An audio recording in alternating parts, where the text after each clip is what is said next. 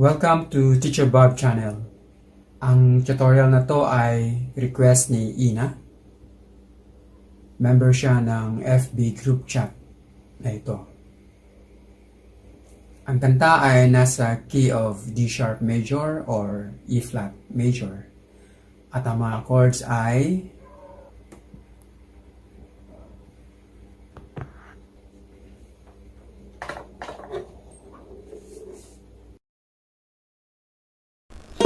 E flat, E flat major 7th, E flat dominant 7th, F minor 7th, C minor, A sharp, G sharp, at G sharp minor. Kung napansin nyo, may kahirapan ng mga chords, mga bar chords ang mga ito. So, ang ginawa ko para sa tutorial na to, o para rin sa mga beginner, ay nag-transpose ako. Ini-transpose down ko yung song by a half step. So, pababa kalahati. So, ang mga chords ay, imbis na E flat, ay D. Imbis na E flat major 7, ito na ay D major 7.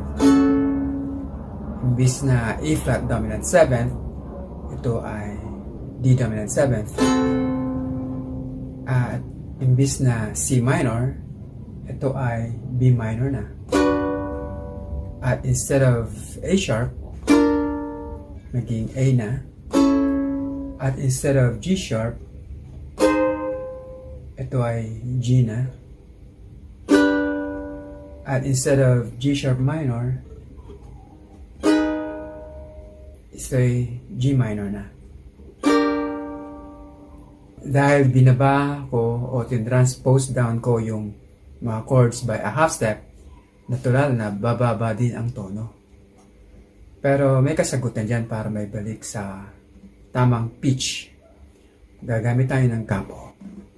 At ang capo ay ilalagay natin sa first fret. So, yung E flat ay gagamitin na lang natin ng ganitong shape na D.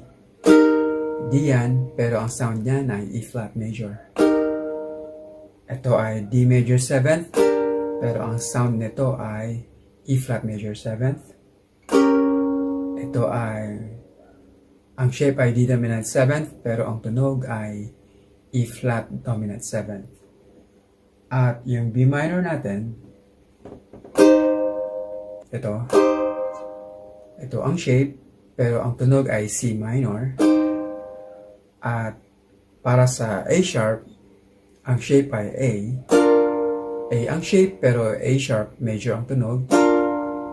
At ito na shape na G, ang tunog nito ay actually G sharp major. At ang shape na ito, na G minor, ang tunog ay actually G sharp minor. So, sa pag-transpose down ng mga chords, dumali ang mga chords, naging magaan o naging madali ang mga hugis ng chords. Pero bumaba ang tono. At para may balik ang tono sa tama, ginamitan natin ang capo sa first fret. Simple shapes na with K-pot first fret. Pwede nyo nang sabayan yung kanta. Ngayon, reviewin natin yung chord shapes na may capo sa first fret.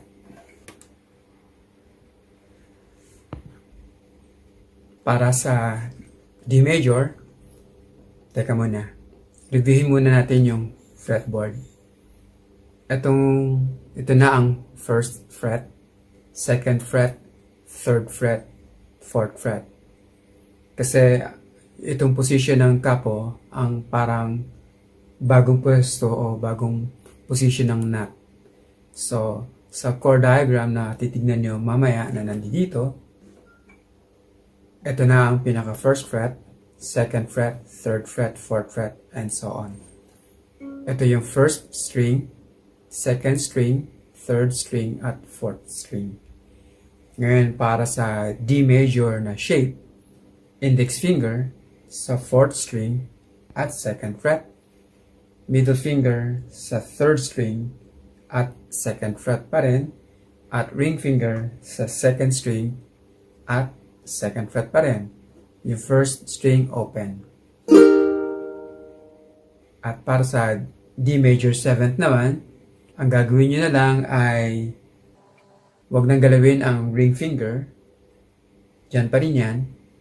Pero yung index finger, mapupunta sa third string, first fret, at yung middle finger, mapupunta sa fourth string, second fret.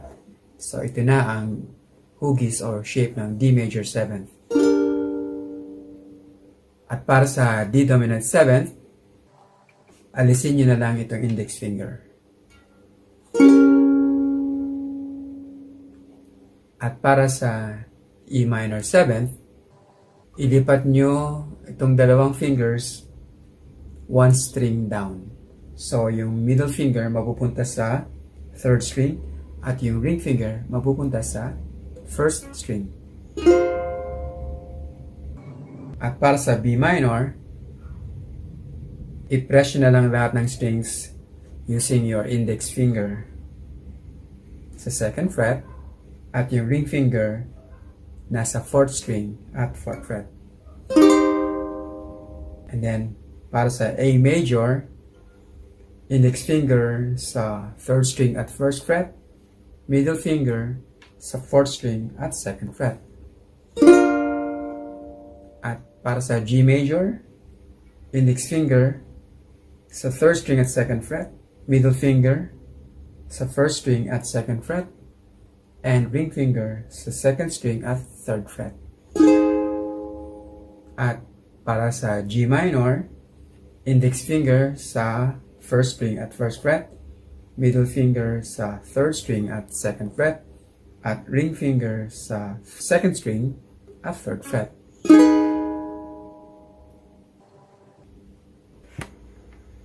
So, ito ang mga chord shapes na gagamitin natin para sa tutorial na ito at para masabayan ninyo ang kanta.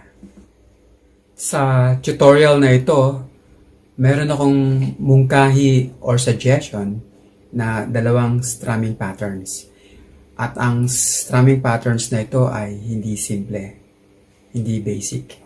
Kasi ang rhythm o ang ritmo ng kanta ay hindi rin simple o hindi rin basic. Tuturo ko sa inyo kung paano, anong ritmo nito at kung paano ang counting. Pero kung interesado kayong malaman o madagdagan pa ang inyong kaalaman kung ano ba ang mga basic rhythmic patterns or basic strumming patterns, mangyaring i-click nyo lang ang link na ito para sa lesson na yon. Ang tempo ng kanta ay ganito. 1, 2, 3, 4. 1, 2, 3, 4. So, ganon kabagal ang beat or pulso ng kanta. Ngayon, kung i-apply ko ang pinakamalapit na basic rhythmic pattern sa kanta na ito ay ang quarter note rhythm. At ganito ang magiging tunog. 1, 2, 3, 4. 1, 2, 3, 4. 1, 2, 3, 4. 1, 2, 3, 4. So, ganyan ang tunog kapag in-apply natin o ginamit natin ang basic rhythmic pattern na quarter note. Pwede naman yon sa verses. Pero pagdating sa pre-refrain, hindi na maganda pakinggan ang basic na quarter note. Kaya, ang i-introduce ko sa inyo ay ang tinatawag na 8-note triplets. Kasi itong rhythm na to ang bagay sa kanta na to. Mas lalo na pagdating sa pre-refrain. Sa verses, pwede ang quarter note rhythm. Kaya lang pagdating sa pre-refrain, hindi na maganda ang quarter note. So, para sa buong kantang na to, kailangan ang rhythmic feel ay ang 8-note triplets. At ito yon. Ito ang kaibahan ng 8-note triplets sa quarter note rhythm. Sa quarter note rhythm, meron kang isang stroke sa bawat bilang. At dahil ang tempo natin ay 1, 2, 3, 4. Sa quarter note, meron kang isang stroke sa bawat bilang. So, 1, 2, 3, 4. 1, 2, 3, 4. 1, 2, 3, 4. 1, 2, 3, 4. So, yan ang quarter note rhythm, which is a basic rhythmic pattern. Pero sa 8-note triplets, imbis na isang stroke sa bawat bilang, mayroong 3. So, ganito ang mangyayari. 1, 2, 3, 4. 1, 2, 3, 4. 1, 2, 3, 4. 1, 2, 3, 4. So, napansin nyo, sa loob ng bilang, bawat bilang, mayroong 3 strokes. Hindi ko sinasabing, yan ang gagamitin mong pattern para sa buong kanta. Halos ganyan sa pre-refrain, pero sa verses, hindi ganyan. Pero may strokes na nawala. So, ulit, sa 8-note triplets, 3 strokes sa bawat bilang. So, 1, 2, 3, 4. At mahirap gawin yun kung walang method para gawin yun ng tama. Kailangan natin gamitan ng counting method, yung pagbibilang. So, paano tayo bibilang? Since triplets ang involved na strokes dito, gagamitin natin mismo yung salitang triplet or yung syllables ng triplet, which is 3 at saka plet.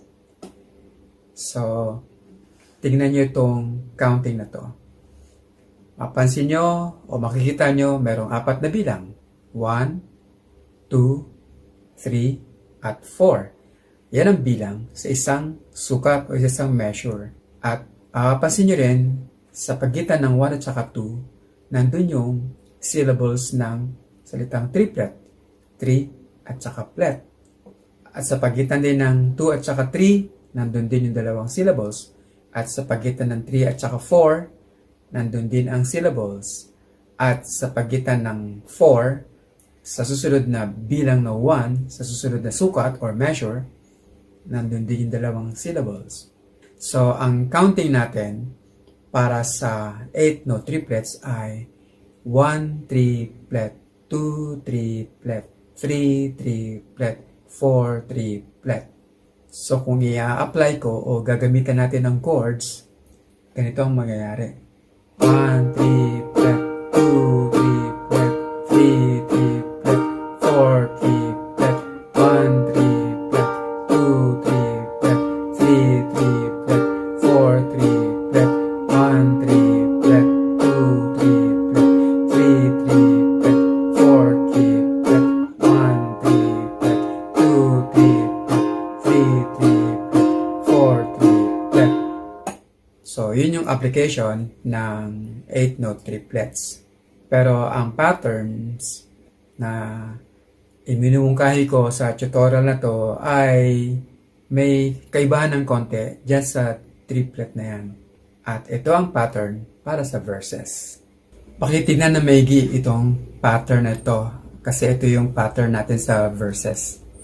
Mapapansin nyo yung bilang 1, 2, 3, at 4. At pakikita nyo din yung syllables ng word na triplet, yung 3 tsaka plet. At makita nyo rin sa pattern na yan na mayroon pang ibang simbolo. Merong simbolo na parang hugis staple wire. Actually, yung symbol na yan, ang ibig sabihin yan ay downstroke. Kaya makikita mo na meron kang downstroke sa bilang 1 or count 1. Meron ka rin downstroke sa count 2, meron ka rin downstroke sa count 3, at downstroke sa count 4. At mapapansin nyo na meron pang may isa pang simbolo, yung parang letter V. At makikita nyo na merong letter V or may symbol na ito sa syllable na plet between counts 1 and 2 at sa syllable na plet between counts 3 and 4. Yang symbol na yan, ang ibig sabihin niyan ay upstroke.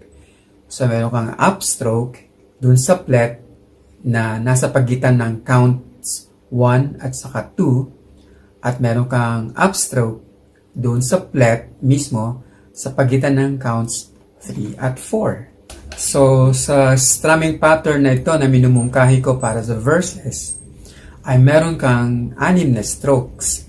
4 doon ay downstrokes at yun ay magaganap doon mismo sa bilang.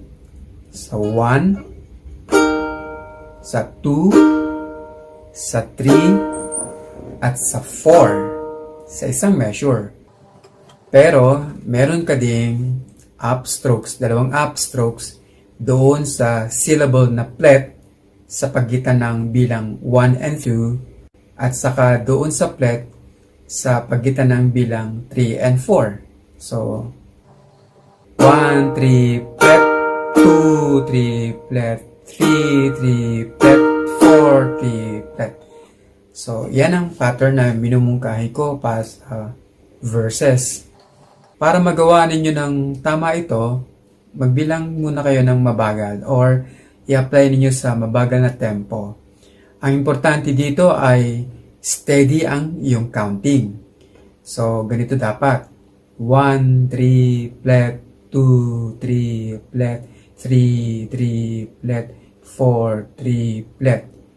Steady and even yung pagbilang. Hindi ganito. Mali kung ganitong pagbilang mo.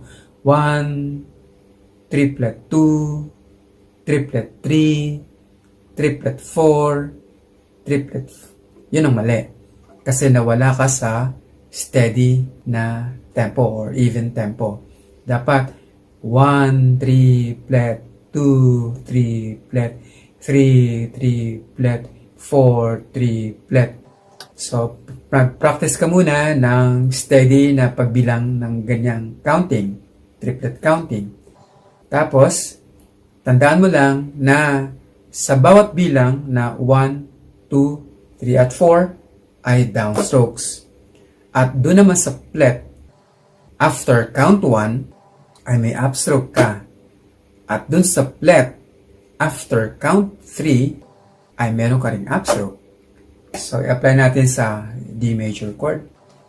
1, 3, plet, 2, 3, plet, 3, 3, plet, 4, 3, plet. So, yan ay sa isang measure lang. Kasi ang isang measure ay merong 4 na bilang. And since ang kantang to ay tuloy-tuloy ang measures, so dapat mag-practice ka rin ng ilang measures. So, mag-practice tayo ng 4 na measures para sa isang chord, D major.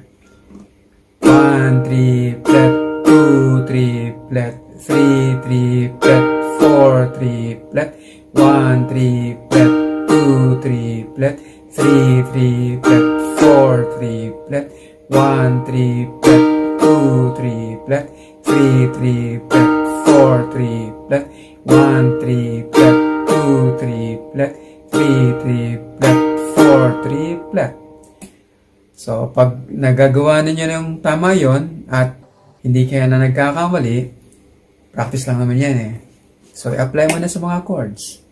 At maaring magawa mo na sa mabilis-bilis na tempo o yung tempo ng kanta. 1, 3, plet, 2, 3, plet, 3, 3, plet, 4, 3, plet, 1, 3, plet, 2, 3, plet, 3, 3, plet, 4, 3, plet, 1, 3, plet, 2, 3, plet, 3, 3, plet, 4, 3, plet, 1, 3, plet, 2, 3, plet, 3, 3, plet, 4, 3, plet. So, practice lang. So, ito ang verse 1. Mapansin nyo na merong 2 lyric lines. At ang chord progression sa verse 1 ay D major, D major 7th, D dominant 7th, at E minor 7th. So, yan ang sequence ng chords. At mapapansin niyo, meron dalawang sequence niyan. Or, yung chord progression ay inulit. So, para sa verse 1, kung tutugtugin ko na medyo mabagal, ganito ang mangyayari. 1, 3, flat, 2, 3, flat, 3, 3, flat, 4, 3, flat, 1, 3, flat, 2, 3, flat, 3, 3, flat, 4, 3, flat, 1, 3, flat, 2, 3, flat, 3, 3, flat, 4, 3, flat, 1, 3, flat, 2, 3, flat, 3, 3, flat, 4, 3, flat, 1, 3, flat, 2, 3, flat, 3, 3, flat, 4, 3, flat, 1, 3, flat, 2, 3, flat, 3, 3, flat, 4, 3, flat, 1, 3, flat, 2, 3, flat, 3, 3, flat, 4, 3, flat, 1, 3, flat, 2, 3, flat, 3, 3, flat, 4, 3, flat. So, yun ang sa verse. Ngayon, pupunta tayo sa pre-refrain. At ito yon. Mapansin nyo na iba na ang strumming pattern. At iba na din ang sequence of chords. Ngayon, pag-usapan natin kung ano tong pattern para sa pre-refrain. Pag-usapan muna natin ang first line. Tingnan niyo ang first line. Makikita niyo na ito ay mayroong 2 measures. Sa first measure, ang chords ay B minor sa count 1 at A major sa count 3. At sa second measure, ang chords ay G major sa count 1 at A major sa count 4. At sa ibabaw ng mga chords na yon ay nandun yung counting. 1, 3, flat, 2, 3, flat, 3, 3, flat, 4, 3, flat. Sa first measure, ganon din sa second measure. 1, 3, flat, 2, 3, flat, 3, 3, flat, 4, 3, flat. At sa ibabaw ng counting method, nandoon ang position ng mga downstrokes. Mapansin nyo, walang upstroke kasi ang symbol ay yung hugis staple wire. So, puro downstrokes ang gagawin ninyo dito. Sa first measure muna tayo. Tignan nyo ng maigi ang first measure. Mapansin nyo na may mga syllables na walang downstrokes. So, para sa B minor, meron kang 4 na downstrokes. At yun ay magaganap sa 1, 3, flat, 2. I-hold nyo lang yung sound na yan. At yung next na strokes nyo ay para sa A major chord na. At yun ay mula sa count 3. 3, 3, flat, 4. I-hold nyo lang din itong sound na yan. At wala nang strokes maliban pa doon. So, ulitin natin. Sa first measure, na meron kang B minor sa count 1 at A major sa count 3, ganito ang mangyayari. 1, 3, flat, 2, 3, flat, 3, 3, flat, 4, 3, flat. And then, sa second measure, ang chords ay G major sa count 1 at pagdating sa count 4, lipat ka sa A major. So, tignan mo lang na maigi kung nasaan ang mga downstrokes sa second measure. 1, 3, flat, 2, 3, flat. And then, ang sunod na strokes mo ay sa count 3 na. So, wala kang strokes doon sa syllables na 3, flat, between counts 2 and 3. So, 3, 3, flat. So, ulitin ko, para sa G major chord, sa second measure, 1, 3, flat, 2, 3, flat, 3, 3, flat. And then, sa count 4, mag-transition tayo from G major to A major.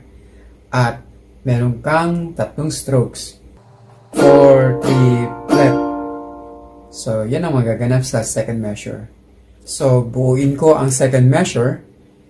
1, 3, flat, 2 triplet, 3 triplet, 4 triplet. Kung bubuuin ko ang first line, ganito ang mangyayari. 1 triplet, 2 triplet, 3 triplet, 4 triplet, 1 triplet, 2 triplet, 3 triplet, 4 triplet. So, yan ang sa first line. Ngayon, sa second line ng pre-refrain, meron ka ring 2 measures. Sa first measure, meron kang dalawang chords. B minor sa count 1 at A major sa count 3. At 4 ang strokes sa B minor at 4 din ang strokes sa A major. At ganito ang mangyayari nun.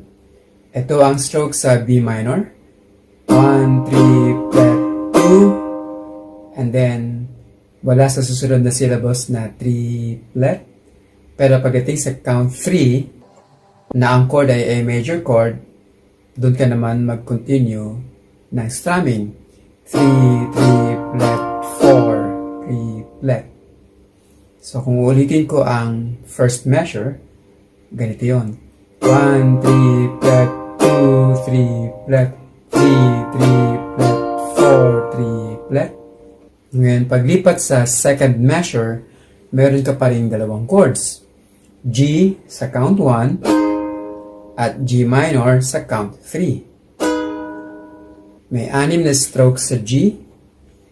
1 triplet, 2 triplet.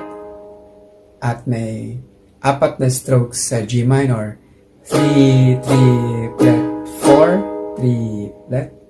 So, kung bubuin ko ang second measure, 1 triplet, 2 triplet, 3 triplet, 4 triplet. At kung bubuin ko ang second line, 1 triplet, 2 triplet, 3 triplet, 4 triplet, 1 triplet, 2 triplet, 3 triplet, 4 triplet. So, yan ang sa second line. Ang susunod na part ay refrain. At ito ang refrain. Makikita niyo merong dalawang lyric lines. At nandoon pa rin ang chord progression na D, D major 7th, D dominant 7th, at E minor 7th. At yung chord progression na yan ay inulit. So, meron dalawang ulit ng chord progression. At ang strumming pattern natin dito ay kung ano yung strumming pattern natin sa verse 1. Yung unang pattern. So, kung tutugtugin ko ang part na ito, ganito yun. 1 triplet, 2 triplet, 3 triplet, 4 triplet, 1 triplet, 2 triplet, 3 triplet, 4 triplet, 1 triplet, 2 triplet, 3 triplet, 4 triplet, 1 triplet, 2 triplet, 3 triplet, 4 triplet, 1 triplet, 2 triplet, 3 triplet, 4 triplet, 1 triplet, 2 triplet, 3 triplet, 4 triplet, 1 triplet, 2 triplet, 3 triplet, 4 triplet, 1 triplet, 2 triplet, 3 triplet, 4 triplet. Ang susunod na part ay tatawagin kong interlude 1. Mapansin niyo na isang lyric line lang ito at makikita niyo pa rin yung chord progression na D, D major 7th, D dominant 7th, at E minor 7th. At ang strumming pattern natin ay katulad ng sa verse 1 at ng sa refrain. So, ganito yon. 1 triplet, 2 triplet, 3 triplet, 4 triplet, 1 triplet, 2 triplet, 3 triplet, 4 triplet, 1 triplet, 2 triplet, 3 triplet, 4 triplet, 1 triplet, 2 triplet, 3 triplet, 4 triplet. Ang susunod na part ay verse 2. Makikita nyo meron itong dalawang lyric lines at makikita nyo pa rin yung chord progression na D, D major 7th, D dominant 7th, at E minor 7th. At dalawang beses ito. At ang strumming pattern ay katulad din ng verse 1 at ng refrain. So, ganito yon kung tutugtugin ko.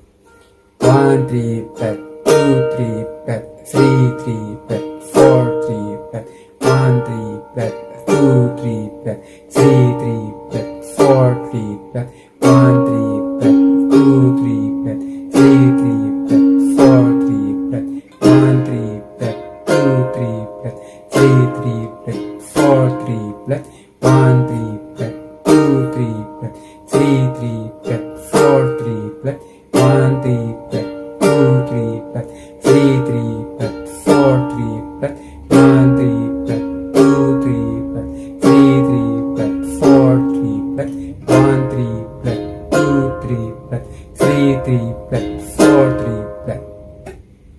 And pagkatapos niyan ay uulitin ang pre-refrain at susundan din ng refrain.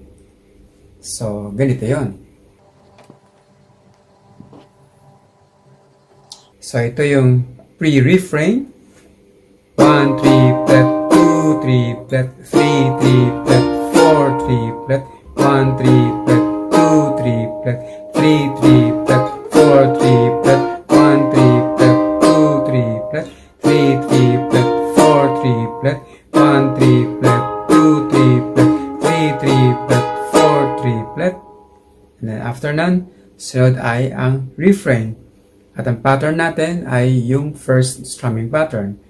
1, 3, flat, 2, 3, flat, 3, 3, flat, 4, 3, flat, 1, 3, flat, 2, 3, flat, 3, 3, flat, 4, 3, flat, 1, 3, flat, 2, 3, flat, 3, 3, flat, 4, 3, flat, 1, 3, flat, 2, 3, flat, 3, 3, flat, 4, 3, flat, 1, 3, flat, 2, 3, flat, 3, 3, flat, 4, 3, flat, 1, 3, flat, 2, 3, flat, 3, 3, flat, 4, 3, flat, 1, 3, flat, 2, 3, flat, 3, 3, flat, 4, 3, flat, 1, 3, flat, 2, 3, flat, 3, 3, flat, 4, 3, flat.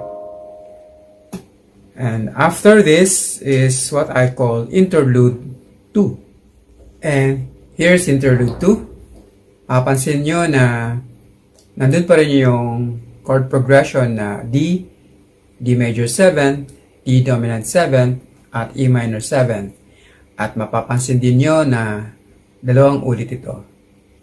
So, at ang strumming pattern natin ay yung first strumming pattern natin or yung pinaka main rhythmic strumming pattern. 1, 3, flat, 2, 3, flat, 3, 3, flat, 4, 3, flat, 1, 3, flat, 2, 3, flat, 3, 3, flat, 4, 3, flat, 1, 3, flat, 2, 3, flat, 3, 3, flat, 4, 3, flat, 1, 3, flat, 2, 3, flat, 3, 3, flat, 4, 3, flat, 1, 3, flat, 2, 3, flat, 3, 3, flat, 4, 3, flat, 1, 3, flat, 2, 3, flat, 3, 3, flat, 4, 3, flat, 1, 3, flat, 2, 3, flat, 3, 3, flat, 4, 3, flat, 1, 3, flat, 2, 3, flat, 3, 3, flat, 4, 3, flat.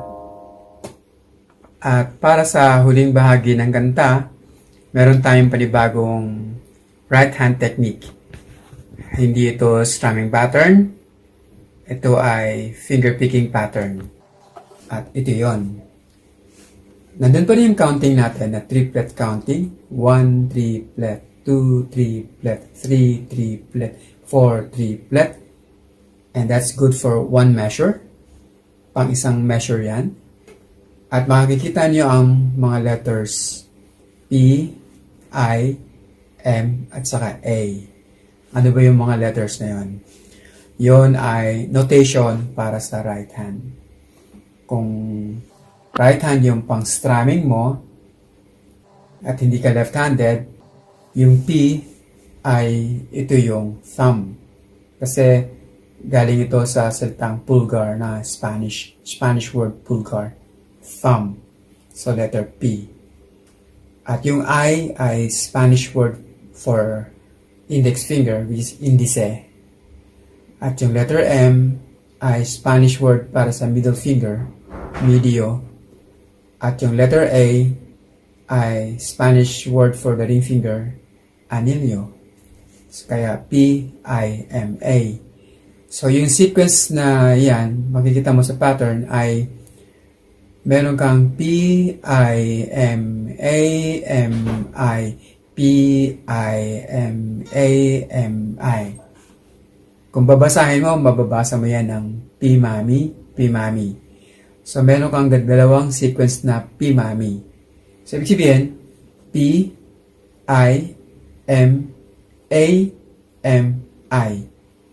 At uulitin mo yon, P-I-M-A-M-I.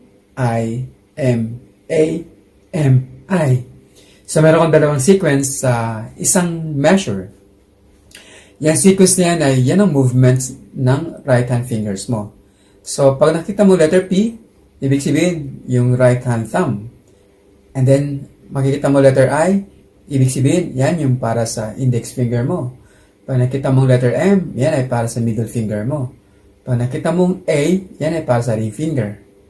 So, dun sa unang grupo na P-Mami, ibig sabihin, ang sequence o ang takbo o pagkasunod-sunod ng kalabit ng right hand mo ay ganito. Thumb, index, middle, ring, at babalik ka sa middle index. So, ulit, P, I, M, A, M, I. And para sa isang sukat or one measure, dalawang ulit nun. P, I, M, A, M, I. P, I, M, A, M, I. Ano ba yung kinakalabit ng right hand fingers? Of course, yung mga strings. Pero may assignment ang bawat fingers. At ito yon. Para sa thumb or letter P, ang kakalabitin mong string ay yung fourth string. Ito. At yung para sa index finger or letter I, ito yung third string. Yung para sa M or middle finger, yun ay ang second string. At para sa A or ring finger, yun ay first string. So, ang assignment ay ganito. P, fourth string. I, index finger. Third string. M, middle finger. Second string. A, ring finger. First string. So, P, I, M, A. At kung susundin natin yung sequence na P-Mami, P, I, M, A, M, I. At para sa isang measure na mayroon dalawang sequence na P-Mami, P, I, M, A, M, I, P, I, M, A, M, I. So, yan ang takbo ng right hand fingers. At ito ay finger picking na mas pamilyar sa tawag na plucking. Ngayon, ang chords natin ay ang sequence pa rin ng D, D major 7, D dominant 7, at E minor 7. Yan yung main chord progression ng kanta na to. Kasi yan ang chord progression sa verses, yan din ang chord progression sa refrain, at yan din ang chord progression sa interlude 1 sa interlude 2. Ngayon, sa last part ng song na to, i-apply mo ang finger picking pattern na yan sa bawat chord. Since ang playing time ng bawat chord ay one measure, so meron kang dalawang ulit ng P-Mami. Kasi makikita mo sa pattern na meron kang dalawang P-Mami sa isang measure.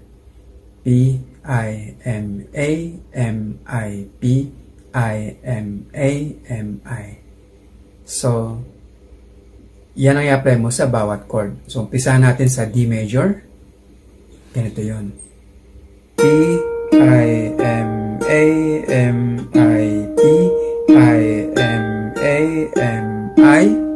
Then next chord is D major 7, B, I, M, A, M, I, B, I, M, A, M, I.